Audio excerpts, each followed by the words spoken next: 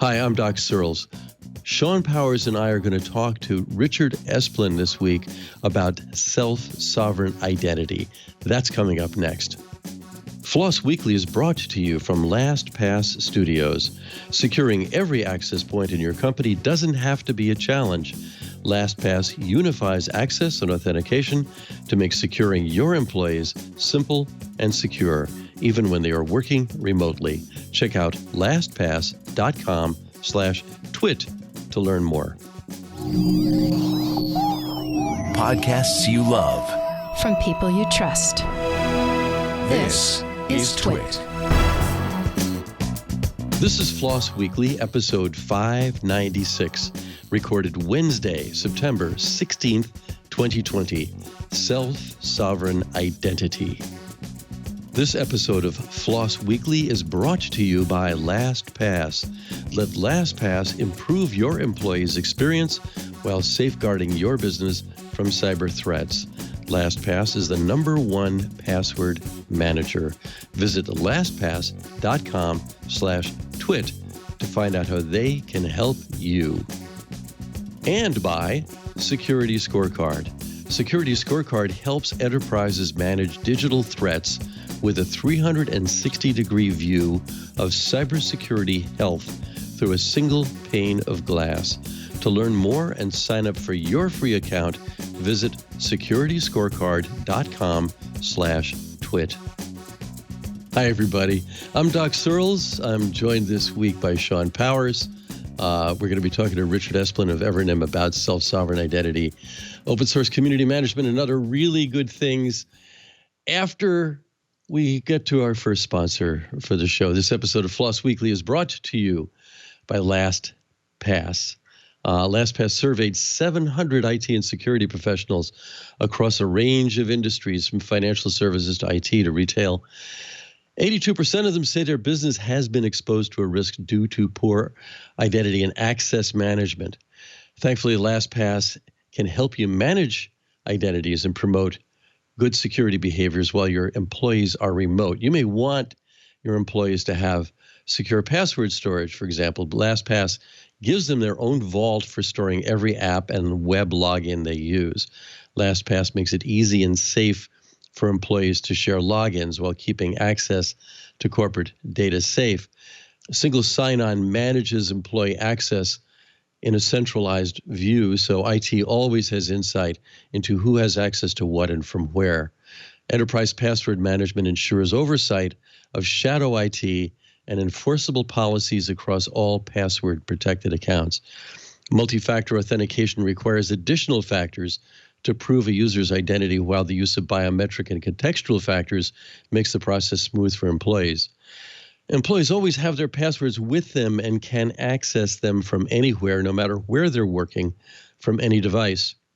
Working remotely should add convenience, not frustration. So you can rest easy knowing your business is secure with LastPass.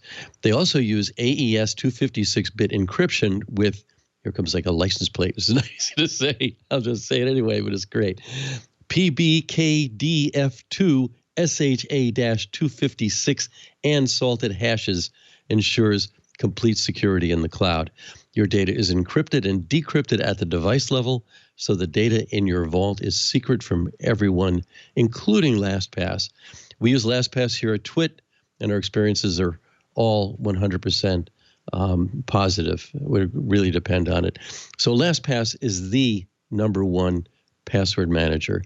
Let LastPass securely manage your user's identity, letting your employees work efficiently without making your business vulnerable to cyber threats. Go to lastpass.com/twit. That's lastpass.com/twit. You know, we use LastPass at my day job too, and I have personal LastPass. I've used LastPass for years, and when the company started using it, the Enterprise Edition, I was able to connect my personal account to it, so I don't lose all of my other passwords. It just kind of merges nicely. I've been a user for a long time, and I was worried that when the company switched over, I'd have to like abandon my personal account and just use the Enterprise one. Thankfully, that's not the case. Fantastic. It's a testimonial there. Thanks, Shawn. So Our guest this week is Richard Esplin, who's with a company called Evernym, and he's one of the top authorities on self-sovereign identity. And this is something I've been on the identity case since the 90s, and it's a tough one. It's a really tough one. And to me, the most important thing about it is that the self, you and me, we need to be in charge of our how we use our identities online. And in almost every case, every new solution for decades was like, let's have yet another corporate solution to this, and some corporation wins, and you get crushed into IBM or Microsoft or Apple or somebody, and they run your whole life. And big companies have been wanting to do this forever. And self-sovereign identity is actually a happening thing. It's happening in the world today. So Richard's an open source advocate and an evangelist. He's got a master's degree in science and management, a degree in management science and engineering from Stanford, and a bachelor's from BYU. Really knows his stuff. So welcome, Richard. It's great to have you on the show. Thank you. I'm thrilled to be part of this illustrious show. I've watched for years, and I'm not as informed as some of your guests, but it's nice to be included in the lineup. Yeah. On this one you are. On this topic you are. And and you watch too. That's good. That's because we are on the little rectangle as well as in your headsets. So give us your top level summary, especially for open source advocates, which is our audience primarily, which are a lot of solo flyers, a lot of alpha. We're not just users here. We're sysadmins. We're maintainers and committers, and we operate things that matter, but yet we don't want to just be users. We want to be in charge of our lives online. So tell us how self-sovereign identity works for us. Yeah. I'll start with a little bit of a personal story. In college, I'm doing computer science, and I'm in the Microsoft world. And I have a friend that introduces me to this thing called Linux. And I'm playing with it, and I realize, wait, I want to know how the kernel works. I can just open it up and play with the kernel of the operating system. Like, this is awesome. Nobody can take these tools away from me. And it totally changed my view of the industry, of technology, that I could open the hood and I could own what I was working with. And I could build my skill set around these things. And over time, as I worked in different businesses and introduced open source, I came across actually your article on the Clue Train Manifesto, Doc, and thought, this is exactly right. The way technology is being used is pushing us into these unequal relationships with vendors. And a couple of years ago, I came across your vendor relationship management stuff and thought, I should be in the center of how I interact with my digital relationships. Why is Google in the center of all my digital relationships? And I also read a lot of the Code version 2 by Lawrence Lessig. That's a great treatise about the importance of technology in our modern society, and how if we're not careful, it can undermine democracy because there's no accountability, and we need to be in control of our tools. We need to have rights as citizens. And when I had the opportunity to join Evernym, they're an digital identity company, and they're really worried about this thing called self-sovereign identity, where we put you in the center of your digital relationships. And it really struck a chord with me that, yes, this is the future I want to build, where we as citizens, we as active participants in democracy, our technology can't be taken away from us. Our identity can't be taken away from us. That we interact with the world as peers, as equal peers with whoever else is on the internet. So that's a little bit about how I ended up here. The way to think about self-sovereign identity is that for thousands of years, we have expressed our identity through a credential, a document that comes from a government, or through some kind of symbol of authority, but we're in control of how we do that. A policeman can take his badge off at the end of the day. A king can take his crown off and pretend to be a commoner. At the same time, I use my driver's license and all sort of things that have nothing to do with driving. As an American, you use your driver's license all over the place. And the government doesn't know about that. But as soon as we move into the digital world, we say, oh, my employer is going to be in charge of my identity and take away whenever my employer wishes, or Facebook and Google. And that seems kind of strange. So we're trying to bring the world into this new era where we hold our identity credentials. Now, of course, nobody knows that they should trust me. They need to know that the issuer gave me that credential. And so we built really interesting technology that allows the verifier to look at the credential that I as a holder offer and say, oh, this credential was not tampered with, and it really did come from that issuer that I trust, and therefore I can trust the holder that gave it to me. All right. Can I ask a question? Actually, two questions. And I'm not even going to let you say yes or no.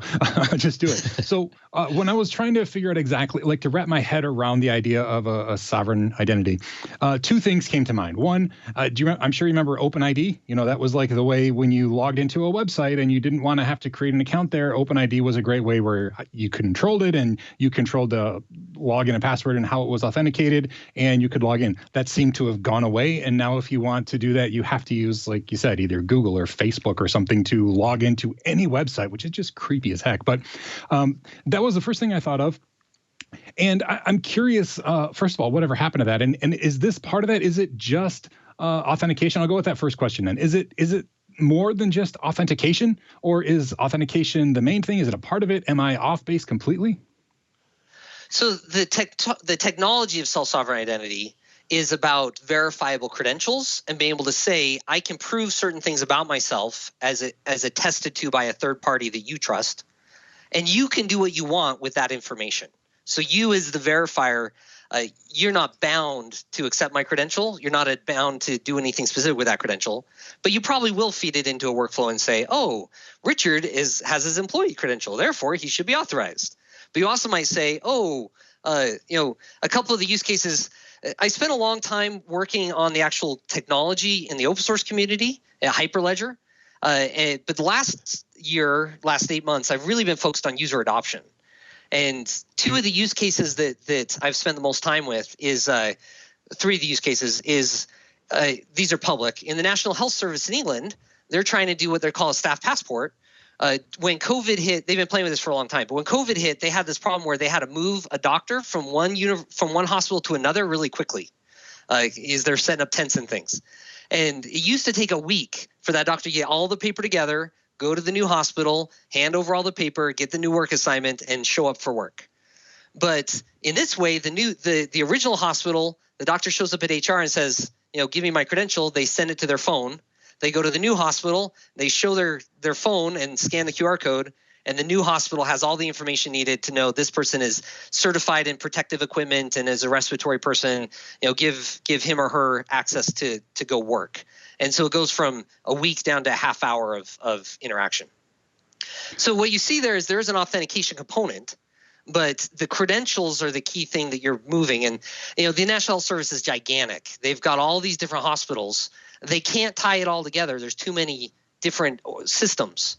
But by having the doctor as the person that moves between these silos, carrying his or her information, the integration only has to be done over that open standard of the verifiable credential, and the backend systems don't need to talk.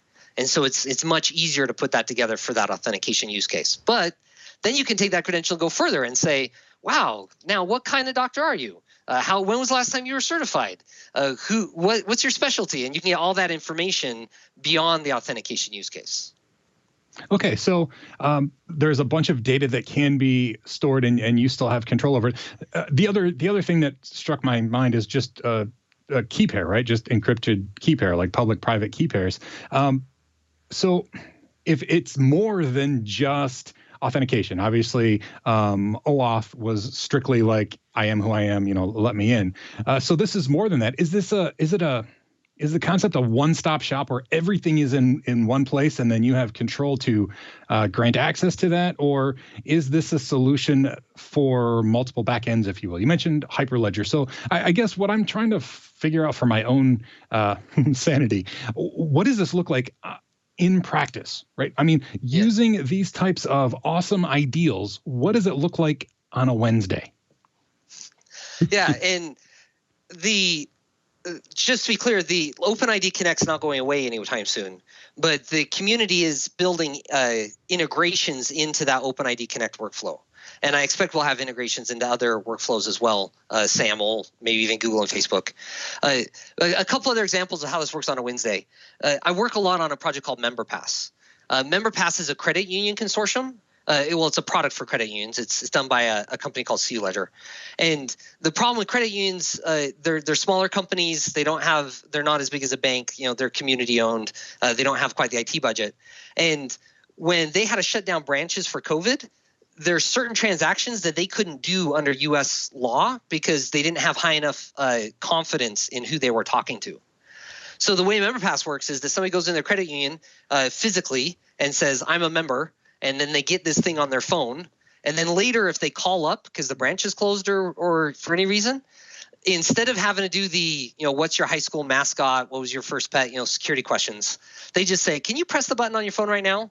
And you press the button on your phone, and then the person says, wow, you're fully authenticated. We can do whatever you want to do with your account. And instead of that being a 2-minute conversation, it's a 10-second conversation to get you authenticated, and then you can do your business. And that does require some plugins with the back-end workflow of the credit union. Another example is the government of British Columbia. They publish business licenses on their website. Any business in the province of British Columbia can say, hey, look, I'm a business, and you can go to this website and see that I have a valid license. It's run by the government of British Columbia. But they can also download that license and keep it as their digital credentials. So the government's holding it for businesses that aren't interested in having their own identity wallets. But anybody that wants to can pull that down. And they've actually sponsored an OpenID Connect integration for their legal use case, where legal transcripts are only available to the lawyers involved in the case.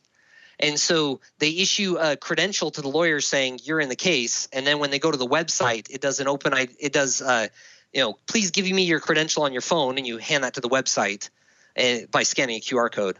And then the website does an OpenID Connect flow on the back end and says, okay, you can get all the transcripts for your case. And that preserves the privacy of all the litigants. So are those helpful use cases? Oh, yeah, those are. And actually, I'd like to go into sort of this new middle ground between individual self-sovereignty, which is the individual is a player in this in a serious way, and corporations actually adopting a new standard and adopting a new way of processing things, a new set of norms and conventions and ceremonies, because we've never had that before in the way that I think we're starting to see now. So I'm going to summarize one thing and then ask you a question based on that summary. Tell me if my summary is wrong. Because I've been around these conversations for a long time, where one after another we would come up with a great new idea that actually had self-sovereignty as its purpose, and then it went sideways. And two of those, in fact, were OpenID and OAuth. And OpenID you just went into, but OAuth was what turned into login with Google, login with Facebook, and so forth. That wasn't what we wanted to do in the first place, but that's what ended up happening. And so it was still, as Shawn put it, it was all about authentication. And it was all about authentication that relied on trust in some giant companies, so you could log in with one of those things. And at the corporate level, it just became simple because, they're logging in with this or that. And it actually doesn't matter a lot. It isn't like with your bank. It's just like, I'm getting into a website. That's a kind of lighter duty thing. So, but what we're seeing now is, to me, self-sovereign identity is really simple. And tell me if my metaphor is wrong here. You've already got that in the everyday world with your wallet. Your wallet is a collection of credentials. Here's my driver's license. Here's my membership with AAA. Here's my school, something that says I have parking at my school. Whatever it is, we carry like a pile of credentials inside our wallets, and we use them in a selective way to minimally disclose all that the other party needs to know and nothing more than that. As Kim Cameron puts it, who worked for Microsoft, minimum disclosure for constrained use and user control and consent. And we've talked about this stuff for years, but with SSI, for the first time, you mentioned CU Ledger and MemberPass, but there are just a lot of big companies that are getting onto this bandwagon. You look up self-sovereign identity now, and you get 80, 100,000, 200,000 results on Google. So something's happening at the corporate level. And what I'd like to know is more about what's going on there and why is it attractive to them? But also, how is it not going to turn into log in with Facebook and log in with Google again? Yeah, that's an excellent question. And it's worth pausing for a minute on the word sovereignty that we keep using, especially when we talk to governments. They're like, you're saying that you don't need us? Self-sovereignty means you make up whatever you want about yourself? And that's not the term of sovereignty we mean. When we say sovereignty, we mean you're in control of your identity. But again, it's all about you holding credentials that are provided by somebody that's trusted by the verifier. So as you have these credentials together, somebody has to issue. And so there's two parts of benefit that I worry about a lot as a product person. The first benefit is, of course, to the user. They can have their sovereign identity on the internet. But the second benefit is the benefit that goes to the corporations or the issuers or the verifiers who are using these credentials to do useful things, because that's where the user gets benefit, is they can actually do something with these credentials. And where we see adoption taking off right now is where the issuer is the verifier. I need to give you a credential that I'm going to ask for again. And that's really easy because you don't have to standardize the credential schema. You don't have to negotiate with a third party. We call those governance frameworks, where you decide in our ecosystem who's going to trust what. We're able to shortcut that whole piece of adoption because the person who's giving the credential out is the person who wants to consume it. Now, you make a point though about Google and Facebook, but the advantage is that because the advantage to the company is that the integration's a lot easier. The user who is taking the data around, and that makes things nice, and there's a lot of flexibility in how a credential is used. The advantage to the user is that even though the company can revoke the credential the same way that the state can revoke your driver's license, you still have the credential and can say it was valid at a certain point in time and be able to use that credential for various things. So depending on the level of trust that's required, you could use a credential that says, yes, I lived here at this point in time, even though I can't prove I live there now. Or yes, I did in fact work for such a company in the past, even though I can't prove I work there now. And so there's a lot of benefit to me being able to own that and control that. Now, the other benefit to the user is that I decide when I give it to people. And like you said, minimally disclosure. We should talk about zero knowledge proofs and minimal selective disclosure because it's super interesting from a technical perspective. But I can decide I only want to share this information. And it becomes a negotiation between me and the verifier, how much information is needed for me to get what I'm looking for from that verifier. And I can start to, it's not a binary yes or no. It's for me to tell you I'm a human, I can do that immediately. But now I want to know you're an actual business before we proceed.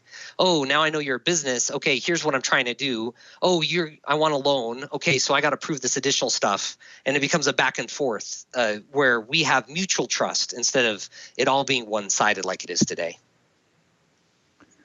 Okay, so I have a question then. How would somebody in the open source community get involved then? Right. I'm interested in this. I'm here co-hosting, even though it wasn't one of the things that I was super familiar with, but I'm interested now. So what is a first step for me to do? I mean, I'm not a corporation, so I'm just an open source guy. Yeah, excellent question. And my favorite question.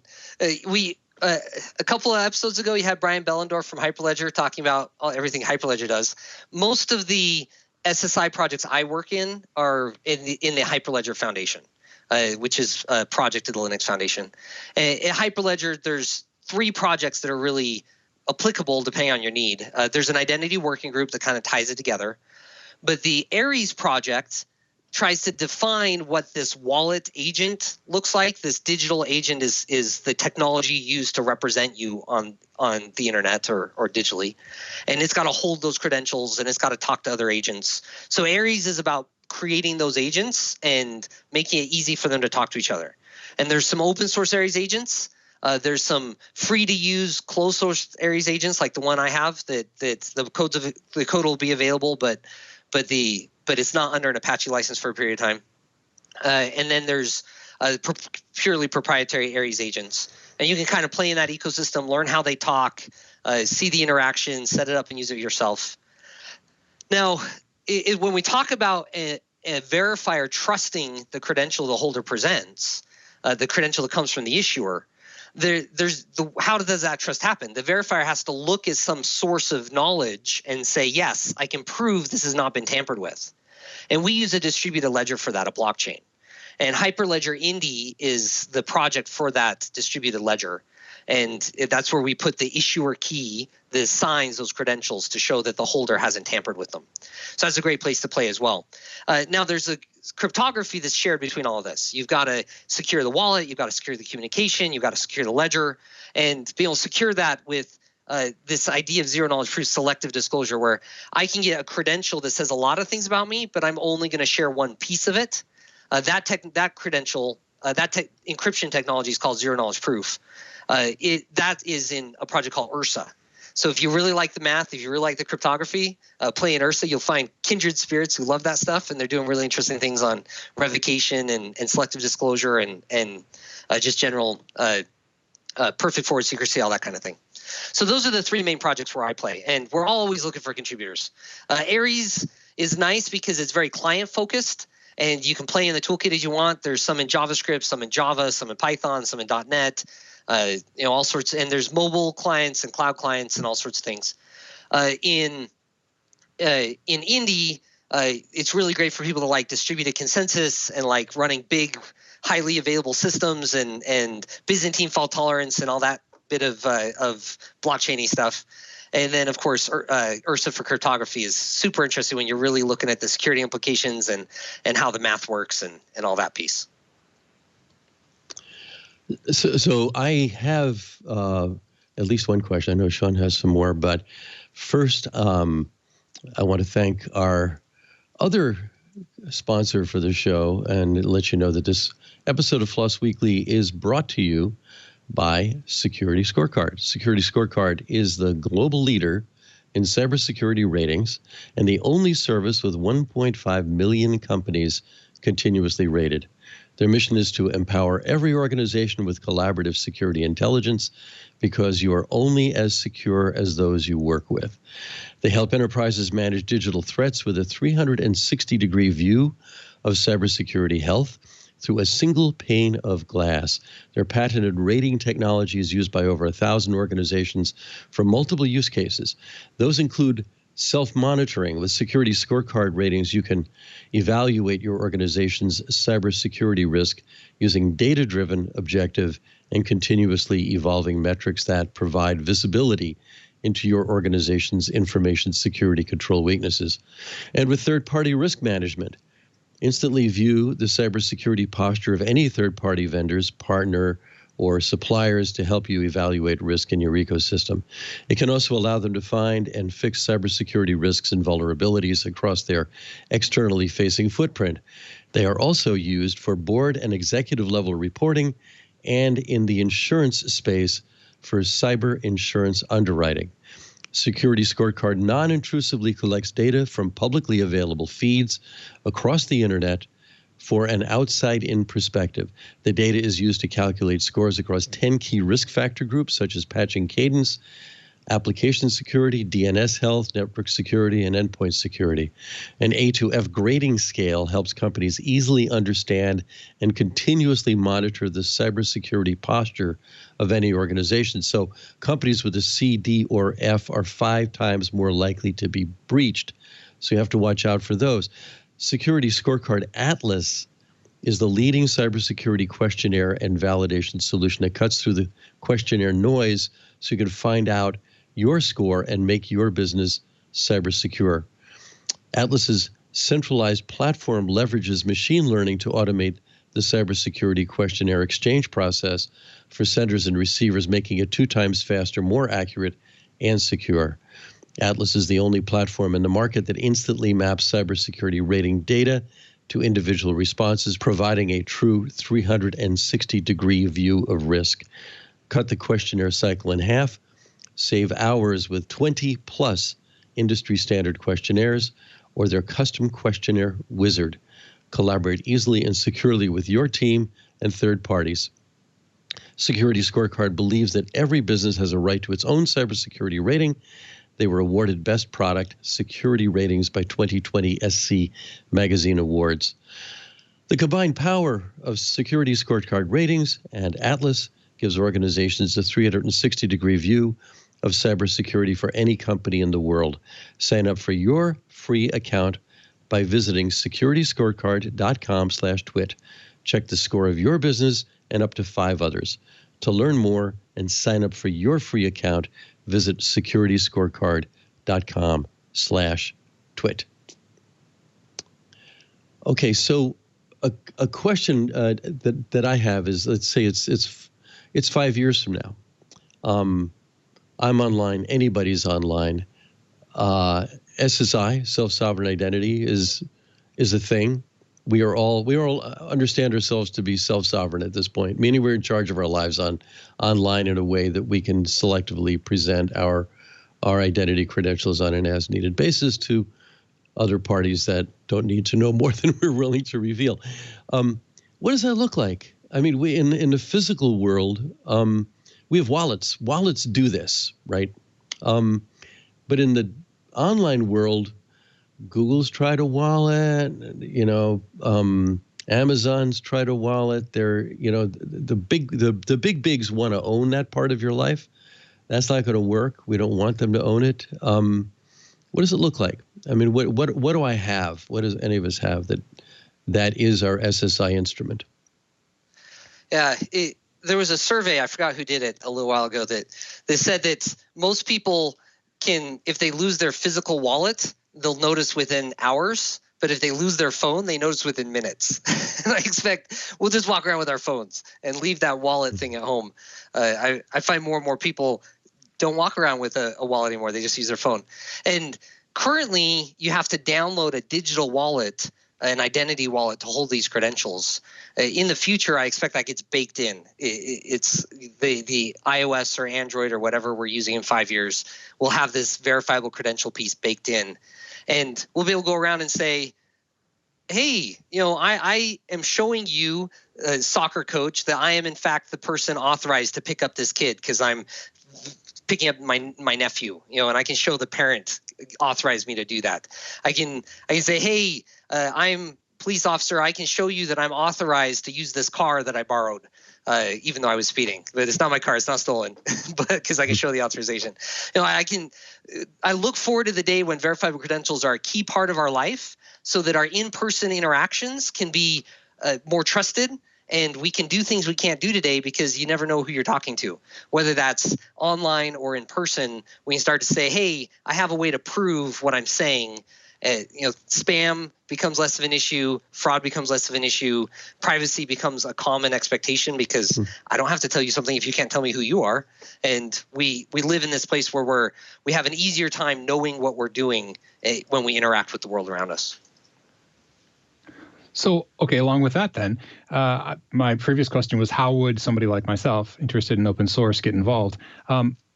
You did mention losing a wallet. This is literally true, and this isn't prep for the show. I lost my wallet 2 days ago, and I cannot find it. Thankfully, I have things on my phone where I can actually buy things if I need to using digital versions of credit cards, but that's beside the point. My question is to do with like my local credit union. Okay, I'm a big credit union fan. Just recently, due to the pandemic, my local credit union has finally gotten an app and you can do remote deposit of checks. Okay, this is cutting edge for my credit union. How could I convince a credit union to adopt some version of this sort of a thing going forward? Because it took me, probably not, I hope not just me, constantly contacting them saying, we need to be able to communicate with the bank digitally. You should have an app. You should have the ability to do anything online. How can we encourage corporations or companies or banks or soccer coaches to adopt this kind of methodology for proving who we are? Yeah, it's important to recognize that this is new technology, and we do need to make sure it's fully baked depending on what use case we're looking for. But credit unions is great because MemberPass exists, and you can request that just like you requested your check deposit app.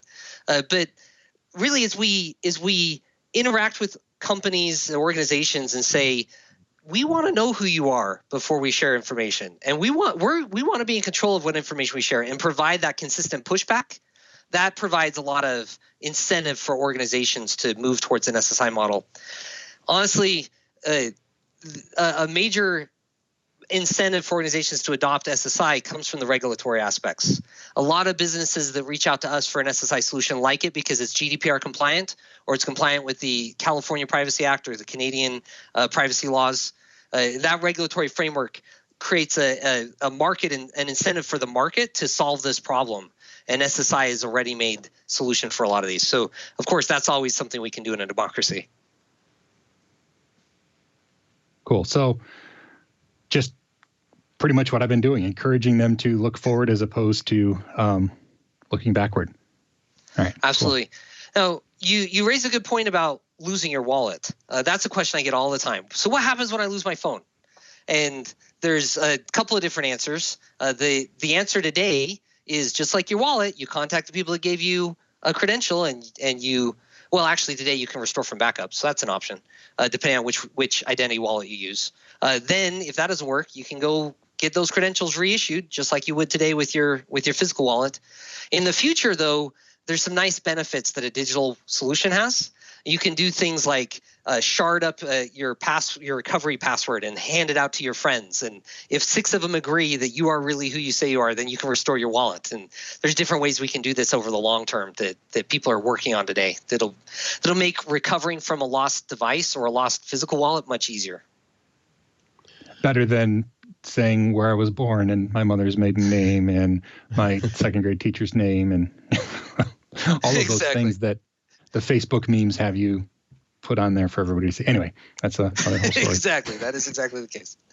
So I have a question that we always bring up at some point, and I know it's relevant in the case of SSI, which is blockchain. Blockchain always comes up, but I know from having hung out around this long enough and listening in on lots of conversations, and as you know, this is an area where my wife is far more involved than I am, and so I'm often overhearing her conversations with you and other people, and that's distributed ledgers. That it's not so much blockchain as the kind of database in a more broad way we could call a distributed ledger. So I'm wondering if you could, and that's one reason you're Indy's at Hyperledger, which is all about that kind of thing. So if you want to go into that a little bit more deeply, that'd be cool. Absolutely. And I do have to say, with a little chagrin, being somebody who spends as much time at Hyperledger as I do, I'm not a fan of blockchains for most solutions. It saddens me how often I work with a client and they say, we need a blockchain. And you're like, do you really need a blockchain? And yes, because the CEO says we need a blockchain. And when you dig in, and we're going to control all the nodes ourselves. And you think, what's the advantage over just a big database if you're going to control all the nodes? There's a Dilbert cartoon in here somewhere, right? Exactly. Yeah. If you don't need to distribute the trust, what blockchains do great, distributed ledgers do great, is you distribute the consensus, you distribute the view of reality so nobody can cheat. And if that's your problem, like identity, that's a problem, it's a wonderful solution. But a lot of people want to run their own identity ledger that only they control, and you think, okay, there's no value here. So blockchain is great for identity. It's great for payments, actually, because you have the same problem of making sure nobody can cheat. Certain supply chain use cases. I think Brian Bellendorf did a great job of describing where blockchain succeeds. But it surprised me how often, from a technical perspective, it's super cool tech. But from I need this in my business perspective, I'm surprised how many people use it and don't realize that it just complicates everything. Yeah, it's kind of like you want to, hey, we need the hot new thing. We need it to be distributed, but we want to be in total control, right? And that's there's a contradiction in here somewhere. Absolutely. And we tease about it being the blockchain fairy dust. You're going to sprinkle it on your project, and it's actually just dust. It doesn't actually work. Now, when you're mentioning your wife, I should say I'm very impressed. She's such a capable leader. We interacted at the Sovereign Foundation. Indy is the open source technology for distributed ledger, and a lot of people take Indy and play with it, and you can deploy it. But then you have to figure out, if I have an Indy node, an Indy network to manage these credentials, the issuing keys, how do I govern that so that we can trust each other and we're working together? And the Sovereign Foundation is a public utility for identity, or the Sovereign Network, and the foundation that runs it. And you elect trustees, and everybody has a voice, and you work together to make sure that it is, in fact, a trustworthy, not controlled by any single entity, government, technology kind of ecosystem. Again, blockchain makes a lot of sense when you have a governance over that defines how those interactions happen. And that's what Sovereign does that solves a lot of these problems that come from just, I'm going to throw up my Indy and start using it. So I'd like to ask a bit about the dealing with community, because I know that you've done a couple things that I think are relevant here. I mean, one is that you've actually studied how open source works in the world and the history of it. A number of the talks you've given that we find online, if people look you up online, they'll find you giving some pretty good overview of open source history and where it came from. I was around for some of that. I mean, back in the 80s when AT&T was trying to own and run Unix and all the patent wars and the rest of it, I worked with Sun on some of that, and what ended up being Solaris as a kind of alternative. But what's interesting to me now is how does one run community with this? Because you've actually mentioned a number of different communities in one. Because one may be for Aries and Ursa and all the other constellations that are spinning off. I remember when it was just Indy and sitting at IIW, while Nathan George, one of your colleagues, is talking about, well, now Indy's here, but we're going to put Aries over there, and there'll be multiple communities here. Well, how do those turn into maintainers and committers and into standalone, things that actually work for communities? This is a great topic, and I'd love to spend a very long time on it, but I'll try to be really brief. Our experience at Evernym, I've found to be a really valuable lens to look at through community engagement and open source. And I should say, I've worked my previous role. I did content management at Alfresco, open source, so that was vendor controlled. I worked on the Activity Project, which was a community workflow project, and I worked in Drupal previously. I've been able to play in a lot of different open source communities. At Evernym, before I joined, they had this idea for digital identity that anybody can use. They built a lot of the tech, and they said, hey, for this to actually work, we need a non-vendor controlled ecosystem that runs the ledger. And they handed all this tech to Sovereign. And Sovereign, we worked well with Sovereign. That went really well. Sovereign said, hey, in order for this to be really solid technology, we need to broaden the contributor community. So they handed the open source project for Indy to Hyperledger, and we got a bigger contributor community. In Indy, we said, well, but the ledger doesn't really matter if you haven't agreed on how the agents are going to talk. And so we spun out Aries and got a new group of contributors that are worried about agent communications. And then we said, actually, the order was the other way. We actually said, hey, the cryptography, we need to make sure it can be used in various places and really hardened. So we spun out Ursa, got a new group of crypto people that were really focused there.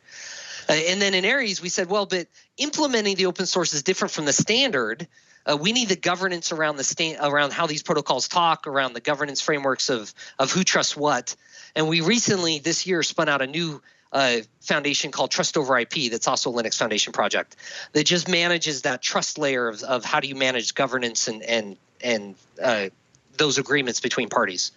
In each of these steps, our contributor community got bigger, but that also required us to revisit a lot of conversations we previously had because they're new stakeholders and we're meeting more use cases.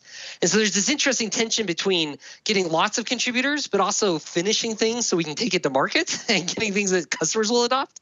And that's been a really interesting struggle for me to find what are the right incentives for each participant in the ecosystem to want to contribute. And what are the right incentives for my employer to want to contribute?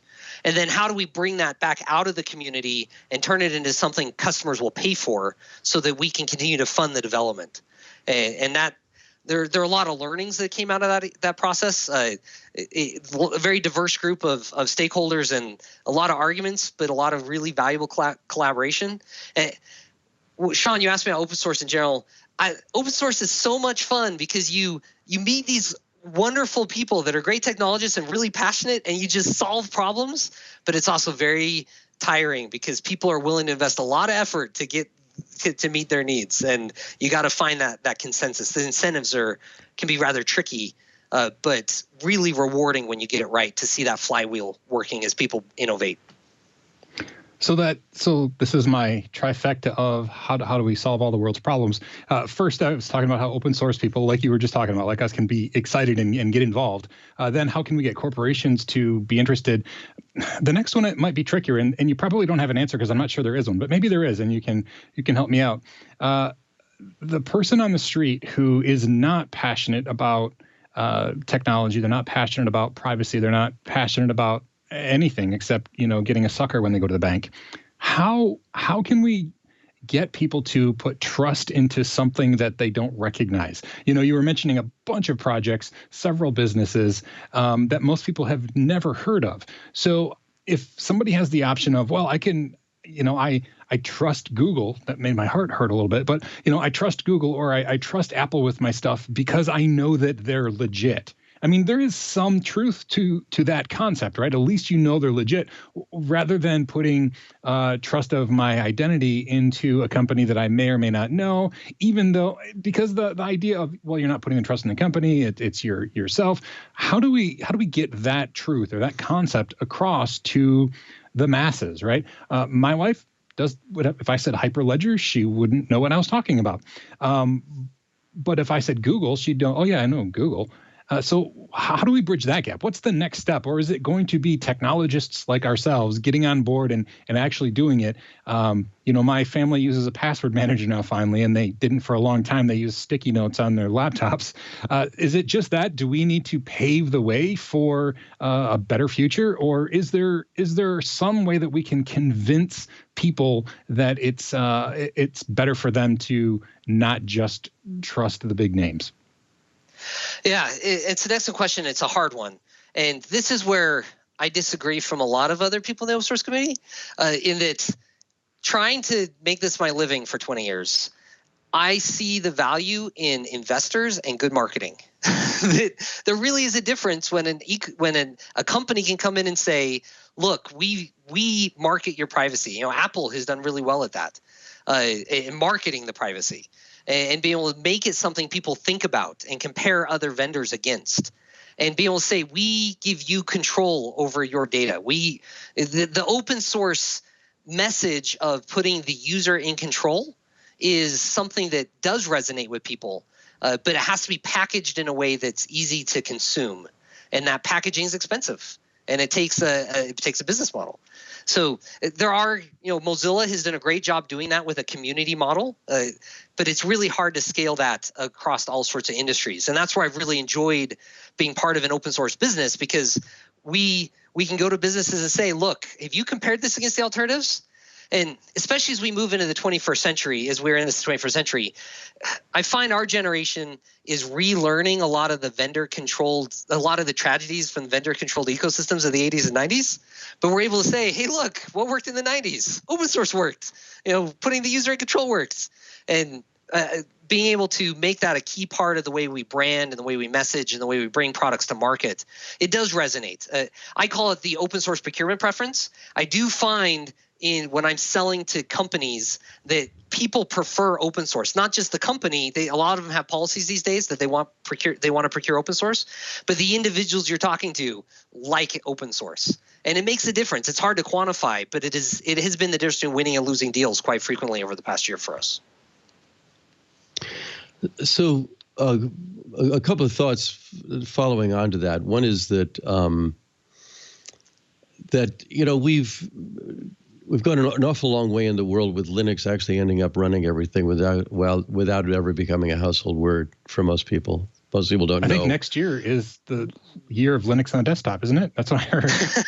yeah, exactly. Linux on a desktop. And the year after. And as soon as, and I am one of the alpha perpetrators of that myth. I don't know how many times in Linux shows, yeah, here it comes.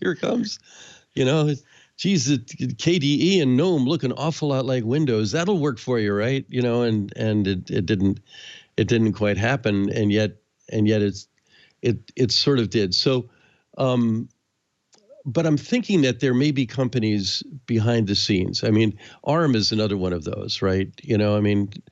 Everything's running on ARM now, or is soon to be running on ARM. Nobody knows what ARM is, other than they've got one hanging off the side of their body. But they don't know that the chip design in their phones is an ARM, and in many other devices as well. And so I'm wondering, and you work for one of those companies with Evernym. Not that you have to pitch Evernym right now, and maybe it isn't the company that ends up being in that role. But I think that there's something. There are roles behind the scenes that can result in consistency, like WebKit did for apps on phones. Nobody knows what WebKit is, but one of the things that made a lot of apps look similar was WebKit, at least on iPhones, I think. But that's probably not the best example. But I think there may be facilitators back there that are likely to emerge. Maybe this is a blank space that somebody can fill in, or maybe it is an actual company. But I'm wondering what you think about that. Yeah, a little story. My mother-in-law came to me because she had one of those Microsoft tech support scam artists telling her computer was hacked. And I laughed. I said, "You don't use Microsoft." And she says, I don't use Windows? No, you haven't used Windows in over 10 years when I put Linux on your machine. Wow. But she didn't have to make the decision. It just happened. We just took care of things, and it works fine for her. And that's when technology really gets adoption, when it becomes invisible. Whether it's self-sovereign identity, or what's your operating system, or whether it's your mobile device, these things become invisible. They become part of our lives. And that extra polish to, the technology is part of it, but there's a lot that goes into the packaging. There's a lot that goes into the documentation. There's a lot that goes into the training and the distribution channel, and setting up the incentives that get people to use this technology and get work done. Because it takes weird people like us to be excited over the latest update to your phone. Usually they just want to be able to make calls, browse the web, do whatever they're doing on their phone. And that's what Evernym's goal is for SSI. But every open source company I've worked for, that is the goal, is to be able to package this for broad adoption without undermining the user's control of their technology. And that's what's so powerful, is that we can have both. It takes investment, it takes hard work, it takes people recognizing the benefits, which is a lot easier when bad actors take advantage of proprietary ecosystems. But it is happening bit by bit over time. I don't expect one day to wake up and say everybody's using these things, but I do expect day by day to say, oh, look, everybody knows what this is. They understand what we're talking about. We're making progress, and it's so exciting to come to work every day and see us move down that adoption slope. We're getting toward the end of the end of our hour, and I have a brief question before we go into our final ones, which is that will we ever get past somebody on the other side of the counter saying, "Give me your ID," where they're asking for something else? Because your ID is, though it is a verifiable credential, right? Let me see your ID, meaning just show me a driver's license or a passport or something that works. But we're so used to our identity being an official one of some kind rather than one that is our own. That is to me, the interesting social hack of SSI, of self-sovereign identity, meaning that it's mine. I am who I say I am, right? In my case, I'm known as Doc to an awful lot of people, and I'm known as David to other people. When I show a verifiable credential, sometimes it's Doc and sometimes it's David, depending on the context. The books I've written say Doc on them. The driver's license I carry says David. But I understand that, I don't think of it as self-sovereign, but in a vernacular, in a formal way, the physical world really is one where we are self-sovereign because we have wallets and we can selectively disclose. We don't think of it that way. We still sort of weight toward the corporate Big Brother-ish side of this, and I'm wondering what the crossover point looks like, what that's going to feel like. Yeah, I can't say when the crossover point will happen, but the vision that I see, there comes when we talked about trust over IP and the governance frameworks they're creating to be able to say what we should trust for what, is that becomes widespread, and as we all have digital agents, I expect the time comes where you walk into a store and the store says to your device, prove you're over 21 or prove you live in the state to get a resident discount. When you go to the ski lift, it should just know I live in the state. But with machine learning, with really intelligent mobile devices, powerful IoT devices, we should be able to say, I should be able to put in and say, my rules are, I don't care if somebody knows I live in Utah. I don't care if somebody knows that I'm over 21, but don't you give them my address and don't you give them my birthday.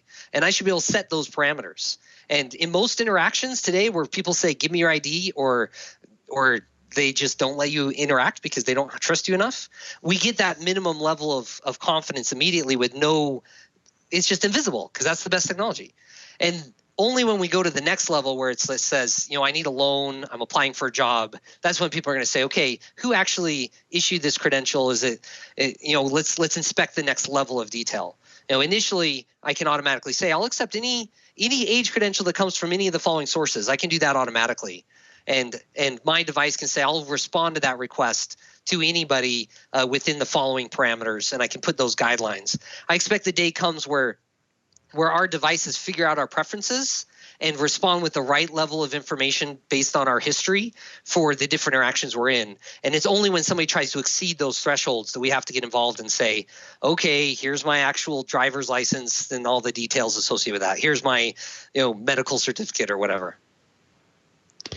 So we're at the end of our hour, and very briefly, we always close with several questions. And the first one, I'll just ask you to be as short as you can with it, and then we go on the others.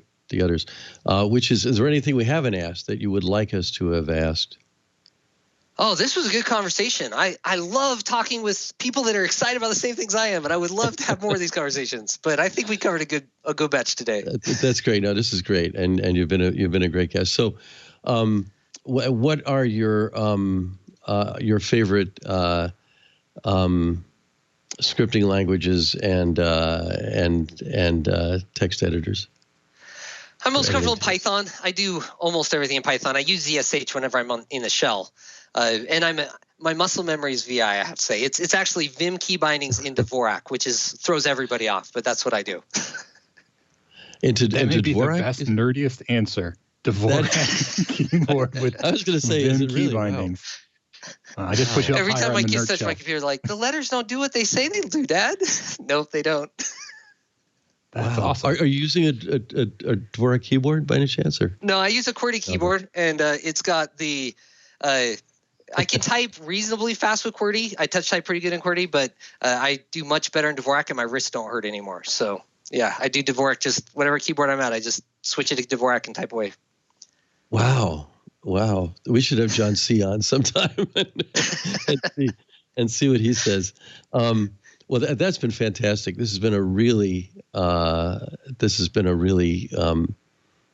great show, and I really appreciate your coming on. I think this is an incredibly important topic, and I hope some of our viewers and listeners follow up on it.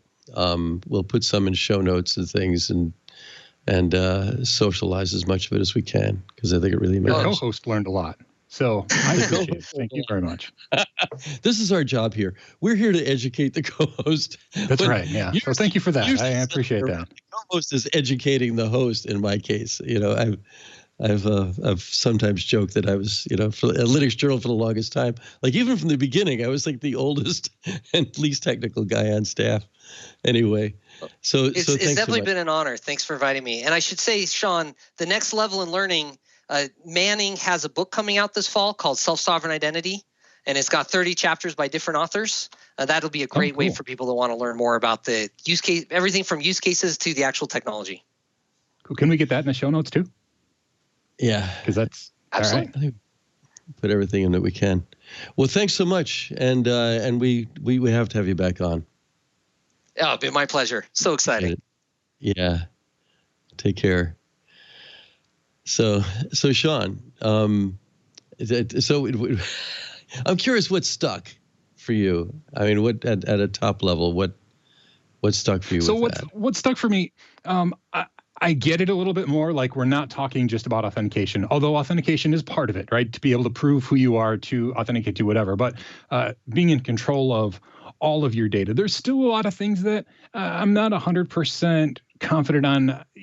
You know, if there's all of these competing open things, is everybody going to just accept whatever? Will you have companies that say, "Oh yeah, we don't accept that form of authentication that you're doing"? There's probably a lot of things that are going to work out in the laundry. One of the concerns I have, though, is that it's such a great idea that a big company is going to take it and run with it, and then all of a sudden they are going to warehouse everybody's data. And even though that's not a good idea, it's going to be the easy idea for the masses. It'll probably be built right into the Google phone, and so that's a concern that I have. Hear me being the naysayer and the pessimist, right? Well, I'm hoping if it does get built in, it gets built in like the QWERTY keyboard or the or the phone keypad does, where it's just an understood thing. But that's a bit of a risk. I don't think that hoarding data is by the big companies is that big an issue. I think it's more in part because we're kind of at the end of the big data era, at least in terms of a fad, because having too much data, especially personal data on people, thank you, Europe and California, has turned into a toxic asset. And the upside, and this is me talking my own pluggy thing, but the upside of having infinite data about people so you can market to them is not as leveraged as people have thought it has been for a long time. And that in fact, in their we as self-sovereign people actually don't want to be sold to at all times, and we don't want to look like a customer to everybody at all times, and we don't want to be at the end of the barrel of endless marketing at all times. And I think the appetite for that on the corporate side is going to decline. The question for me is how this becomes normative. I mean, how does this become normal? What does it look like? I think the wallet as a metaphor really works from the physical world, but I'm not sure what we'll have as a wallet. We'll have something else, and it may not be a thing. It's just a state. It's something that's inherent, and it could be if Google and Apple build it deeply enough into the way that phones work and computers work. Then it becomes something like, dashboards all look like this, and they all work this way, and they all tell you the same kind of thing. And you're right. As a people group, we are conscious about privacy now, and I think it's the big companies' success that did them in, right? I mean, everybody's creeped out by ads that know what you're thinking before you say it, and so people are concerned about privacy of their data. And when I say people, I don't mean the nerdly among us. I mean everyday people. I think about my family members who are not terribly tech savvy. They are conscious about their data privacy more than I expected. They just are.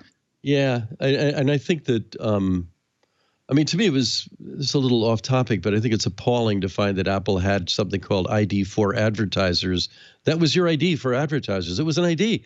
It was a verified, not a verifiable, a verified credential, that you walked around with without ever knowing you had it and could opt out of. And I think they're going to kill that, or they're going to change it to something else. I mean, it's going to be a real sea change. I think that they're going to drive that to some degree. But whether or not your Apple ID and what you do with your Apple ID becomes your self-sovereign something, I think that's the mistake that's been made over and over again, going back to Passport with Microsoft 2 decades ago. So I'm optimistic about that. I'm also mindful of time. So So what would you like to plug, Shawn? This is plug time. Oh yeah, plug something. My YouTube channel. That's the. I'm not Richard Esplin, even though that's what it says on my lower third. Their lower third, but Richard may still be around. Channel, so if you want, YouTube.com/Shawn Powers with a 0 for the O. I've just been starting to post things on YouTube again, and I hope to see everybody there. I think it's your fault, Doc. You got me on video again, and now I'm addicted. I know. We opened the dam, and now the water's flowing through, and it's all Shawn everywhere. I should add that one of the biggest attractions at Linux Journal for our last few years there as an operative thing was Shawn's videos. I mean, so Shawn was our video star at Linux Journal, and I think he does a great job. So I'll plug you too. Thank you very much. Yeah, and I'm not hard to find, so I could kind of come self-plugged. So thanks a lot, Richard, and thank you, Shawn, and thank you, everybody. And I am, as usual, unprepared to see who's on for next week. So, but trust me, it's going to be good. Thank you very much for another Floss Weekly. Hi, I'm Jason Howell, host of All About Android, where each week I'm joined by my co-hosts Florence Ion and Ron Richards, and we talk about everything that has to do with Android. Is it news? Is it hardware? Is it apps? Well, you name it, we talk about it. We invite guests from the industry on the show. We even sometimes have people from the Android team themselves talking about what makes Android so great. And you could subscribe so you don't miss anything about the world of Android by going to twit.tv/AAA. We'll see you there.